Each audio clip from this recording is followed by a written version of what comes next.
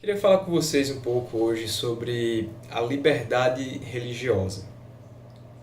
Às vezes, quando eu comento alguma coisa sobre o mormonismo que seja mais incisivo ou que expõe algumas falhas, ou que constrange os membros da igreja porque tem receio que os não membros vejam como a igreja mórmon de uma maneira que ela seja não tão boa quanto eles estão sempre pregando. Então, vem reclamar a mim ou a outras pessoas que têm essa atitude de expor, e vem reclamar a mim dizendo coisas como respeite a minha religião, respeite a minha crença. Se você não acredita ou não concorda mais, viva a sua vida, siga em frente. Mas eu escolhi acreditar. Se você escolheu não mais acreditar, então deixe a minha religião em paz. Se não acredita, siga a sua vida e não se envolva, né? Então é muito comum as pessoas falarem isso e se queixarem. No entanto, o que eu estou expondo também posso dizer que faz parte das minhas crenças. Ora, eu acredito que a religião mórmon é desse jeito que eu estou mostrando. Então, não poderiam criticar isso. Porém, quando eu exponho, eu não exponho crenças a respeito do mormonismo ou da igreja dos mórmons. Eu exponho coisas que eu encontrei, que eu achei. E sempre que você, ainda mórmon, quiser que eu comprove aquela exposição, eu comprovo. Eu tenho os documentos que mostram isso. E quando eu cheguei a encontrar essas informações, eu tive que verificar, porque eu fiquei abismado diante dessas informações. Então, a outra coisa que queria comentar nesse vídeo aqui é que existem consequências de se acreditar de uma determinada maneira. E isso é uma coisa que me preocupa e que me motiva a me envolver ainda com o assunto de religião e especialmente o mormonismo. Afinal, me dediquei 33 anos a essa religião. E enquanto eu estive lá, eu me dediquei da melhor maneira que eu pude, tá? E com a maior sinceridade que eu podia ter. E a consequência de se acreditar de uma maneira, ou se acreditar em um conjunto de informações ou numa doutrina, existe. Então você não pode apenas escolher acreditar numa coisa ou achar que é interessante ou que faz bem e a sua vida passar incólume junto com seus semelhantes. Isso é muito difícil de acontecer. Então eu queria dar um exemplo para vocês entenderem melhor. Digamos que uma pessoa pegue um lápis e diga: esse lápis é azul para mim. Então você diz: olha, não é azul, é verde, mas para mim é azul, essa pessoa diz. Então você mostra por testes de comprimento de onda, você mostra por estatísticas, você mostra que isso historicamente sempre foi chamado de verde e não é azul. Então a pessoa diz: olha, me respeita, eu quero acreditar que isso é azul e é azul para mim. Então, qual é a consequência disso? Existe consequência? O que a pessoa que acredita que é azul vai fazer com os que não veem que é azul, com os que não acreditam que é azul? O que o crente que é azul vai fazer? Então, nós vemos em todo o mundo que as crenças levam à violência, a desprezo, a remeter aos outros com ostracismo, a menosprezo. Na melhor das hipóteses, os crentes que isso daqui é azul tratam os que entendem que isso é verde com piedade e se sentem bem e se sentem especiais por estarem sendo piedosos com as pessoas que não têm a capacidade de perceber que é azul.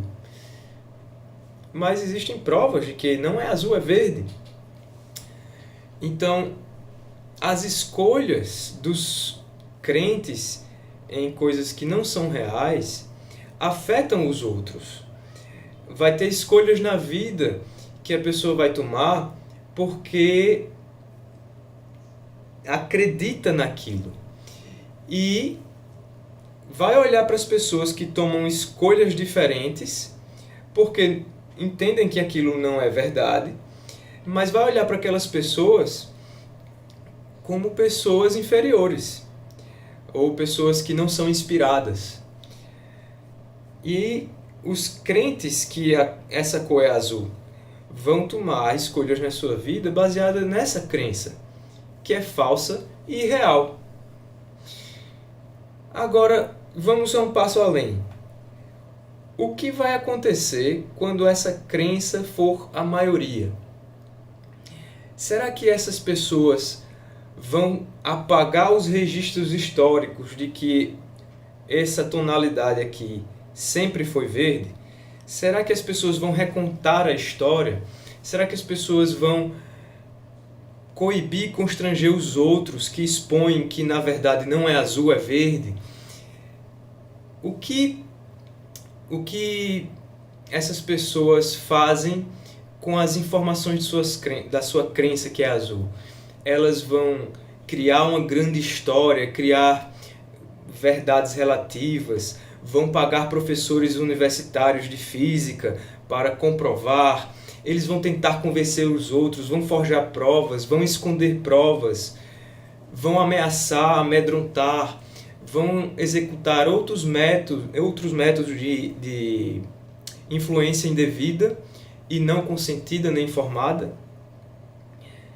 E digamos que por causa das grandes escolhas que foram tomadas, o grupo de crentes que o verde é azul, eles entendem que precisam pregar a mais pessoas, convencer mais pessoas.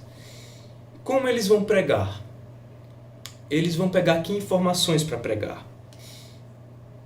Eles vão dizer: olha, você quer acreditar que é azul? Não existem provas que essa cor é azul. Existem provas contrárias. Não pensamos que quem não acredita conforme nós tenha qualquer ônus ou mereça qualquer tipo de tratamento diferente. Pensamos que esta é uma opção de estilo de vida pessoal. Você é livre para acreditar em qualquer parte e em qualquer medida que desejar das coisas que nós ensinamos, sem qualquer ônus. E deixamos as informações livres para você. E queremos que você saiba que essa parte das informações aqui são justificativas não baseadas em verdade, ou ciência, ou em fatos, ou em história. E você fica à vontade a pesquisar e confirmar essas informações. E se você achar alguma fraude no que nós estamos ensinando, fique à vontade para mostrar a todas as pessoas que é fraude. Então, esse seria o jeito certo de pregar e manter as pessoas dentro do seu conjunto de crenças. E não amedrontar, recontar o passado ou pedir que respeite a minha crença. Tá? Fique na sua, siga em frente, mas deixe nós acreditarmos do jeito que queremos. Por que a caça a bruxas? Por que você está nos caçando? Então, existe uma maneira de pregar que é saudável e permite a liberdade de consciência às pessoas. E existe o outro que cala as consciências e remete à espiral do silêncio. A espiral do silêncio quer dizer o seguinte, que existem poucas pessoas que pensam realmente daquele jeito e que não tem dúvida nenhuma. Mas elas constrangem tanto os outros e ameaçam, amedrontam, chantageiam, envolvem e deixam eles numa situação de necessidade que os outros não falam nada e ficam em silêncio. Tal que aqueles poucos que realmente acreditam que o verde é azul parecem ser a maioria. Então, por que as pessoas que têm essas crenças simplesmente não digam, olha, eu acho que dá certo para mim e penso ser possível você se beneficiar. Mas se você acha que não traz benefício, fica à vontade para sair ou mostrar para as pessoas as possíveis razões de não trazer benefício. Afinal, nós queremos a verdade, queremos que todos sejam felizes. Não queremos forçar algo a ser verdade, manipular as pessoas ou esconder coisas que podem colocar em dúvida aquilo que acreditamos. Tá? Se as pessoas mantivessem em mente que o entendimento de que não há benefício em ter aquela crença pode não ser culpa da pessoa que tentou acreditar naquilo. Pode ser apenas culpa do próprio sistema de crença. O próprio sistema de crença que tem suas falhas. Então, isso acontece muito nas religiões. Olha, ele saiu porque é fraco, porque é pecador, porque ele não aguentou, porque ele não tem uma mente inspirada para compreender as nuances dessa religião. Então sempre é culpa daquela pessoa.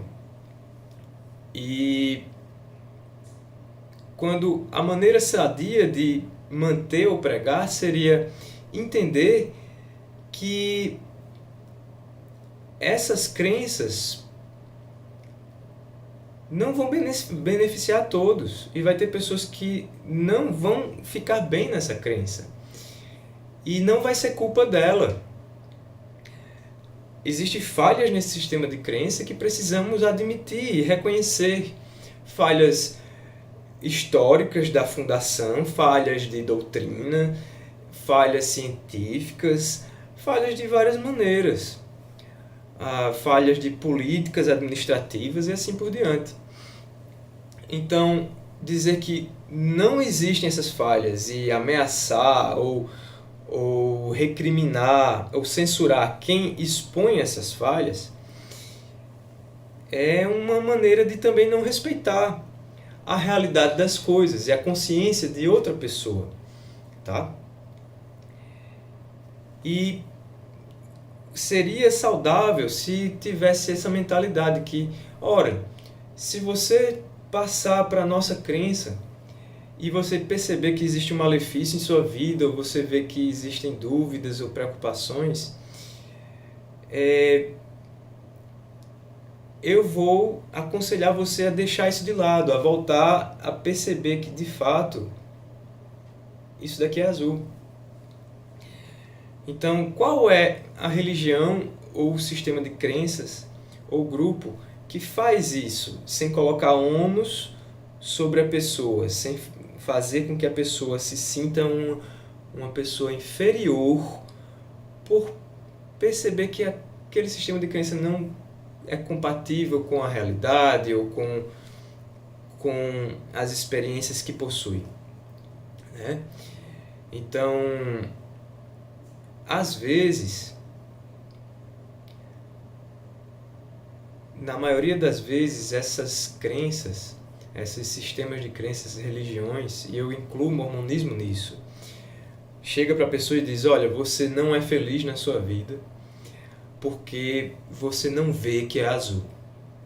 Você deve ter algum problema. E deixar o nosso grupo vai lhe trazer sérias consequências. Vai ser ainda mais difícil a sua vida. E isso é apontar uma arma para a cabeça da pessoa. A pessoa nunca é livre, de fato, para sair ou deixar de acreditar. Então, enquanto você diz, olha, siga sua vida, deixa eu acreditar. Mas quem está lá, se tivesse acesso a todas as informações, agiria dessa maneira, permaneceria dentro desse sistema de crenças, dessa religião, Então, expor essas coisas é uma maneira de permitir que as pessoas que não têm acesso a essas informações possam exercer sua liberdade, que está sendo tomada. Eu imagino ser impossível um sistema de crenças assim, que o próprio sistema de crenças reconheça suas falhas e deixe as pessoas livres para seguir seu caminho sem denotar elas como pessoas fracas. E eu queria ir além. Como é que o sistema de crenças exige que os fiéis vejam os outros que não acreditam? Então, nós falamos de uma possibilidade do sistema de crença não afetar o relacionamento com os outros, permitir toda a liberdade. Mas vamos falar então sobre o que acontece. Como é que a religião mórmon exige que os mórmons fiéis vejam os ex-mórmons, ou os não mórmons, ou os de outras religiões? Tá? Existe essa exigência. É requerido que eles não se associem, não apoiem os pontos de vista. É requerido que refute os pontos de vista deles, dos apóstatas, e vejam os que saíram da igreja como apóstatas. E alguém que faz isso que eu estou fazendo, simplesmente expor coisas que são reais e não inventadas, então exige que veja como uma espécie de inimigo. Alguém que precisa ser silenciado, constrangido e calado a respeito desses assuntos. Alguém que não tem dignidade para tratar sobre o assunto. Nos Estados Unidos, há algumas décadas atrás, se fundou uma seita, uma religião chamada Heaven's Gate, o Portão do Paraíso. E o líder deles conseguiu muitos adeptos, muitos seguidores. E ele ensinou para as pessoas que o corpo que nós temos agora é apenas um veículo. Todos os nossos corpos são veículos que vão nos levar para o paraíso. E nesse paraíso nós vamos ter um outro corpo, que é um corpo de próximo nível. A consequência de se acreditar nisso, de ser livre para acreditar nisso, existe. Então essas pessoas se castravam, começou a ter castração entre eles, amputação, para eles irem perdendo esse corpo que possuem hoje para poder alcançar esse corpo de próximo nível. Tá? E chegou o momento que o líder disse que eles precisavam abandonar de vez esse corpo para seres de outra dimensão levarem eles para o paraíso. E houve um suicídio em massa lá nos Estados Unidos. Essa é a consequência de se acreditar nessas doutrinas do Heaven's Gate. Então, as crenças não devem ser deixadas para as pessoas acreditarem no que bem quiserem, se nós nos importamos uns com os outros. Do mesmo jeito que deve existir a liberdade para pregar, e os mormons pregam e muito, e chegam nas casas das pessoas e leem a primeira visão, e dizem que Deus falou a José Smith que todas as crenças de todas as religiões são uma abominação à vista de Deus. Mas, ao mesmo tempo que eles entendem que têm a liberdade de pregar isso, querem que quem mostre as fraudes e falhas e farsas do mormonismo se cale. Então, existem consequências de se acreditar nas doutrinas do mormonismo. E essas consequências são reais. Então você pode até dizer, olha, eu não me importo se não existem provas de que o mormonismo é real, não me importo se não existem provas de que o livro de Mórmon é real, não me importo. Eu quero acreditar no livro de Mórmon, eu quero acreditar no profeta, eu quero. Então, a pessoa que tem a liberdade de acreditar nisso, ela vai ter escolhas na vida e vai tratar os outros que estão ao redor dele de acordo com essas crenças. E isso vai trazer consequências reais. Então nós precisamos expor as coisas que não são reais para proteger o relacionamento entre as pessoas e as consequências disso.